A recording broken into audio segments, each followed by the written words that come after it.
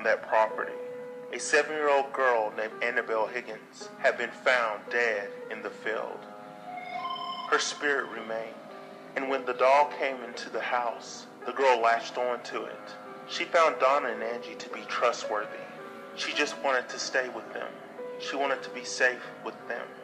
Being sweet, nurturing types, they were both nursing students. Donna and Angie agreed to let Annabelle stay with them, and that's when all hell broke loose. Lou started having bad dreams. Dreams where Annabelle was in his bed, climbing up his leg as he lay frozen, sliding up his chest to his neck, and closing her stuffed hands around his throat, choking him out. He would wake up terrified, head pounding like all the blood had been cut off from his brain. He was freaking out. He was worried about the girls.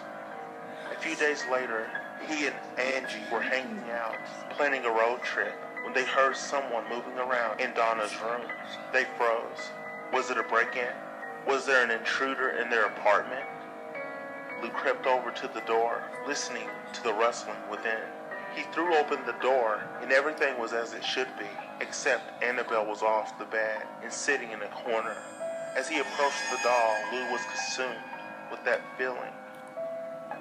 A burning on the back of his neck that indicates someone was staring at him. He spun around, and no one was there. The room was empty. And then he had a sudden pain in his chest.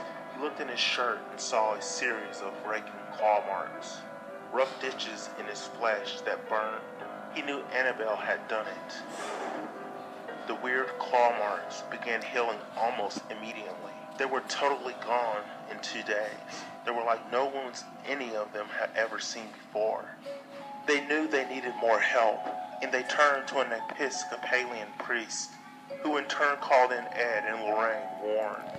It didn't take the Warrens long to come to their conclusion. There was no ghost in this case. There was an inhuman spirit, a demon, attached to the doll. But they warned that the doll wasn't possessed. Demons don't possess things, only people. It was clinging to the doll, manipulating it, in order to give the impression of a haunting. The target was really Donna's soul. A priest performed an exorcism on the apartment, and the Warrens took possession of the doll. They put it in a bag and began the long drive home. Ed agreed to stay off the highways because there was a concern that the demon might mess with the car. And at 60 miles an hour, that would be disastrous. And sure enough, as they drove on the back roads, the engine kept cutting out, the power steering kept failing, and even the brakes gave them trouble. Ed opened the bag, sprinkled the doll with holy water, and the disturbances stopped for the moment.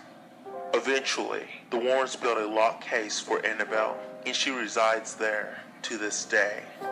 The lock case seems to have kept the doll from moving around, but it seems like whatever terrible entity is attached to it is still there, waiting, biding its time, ready for the day when it can again be free.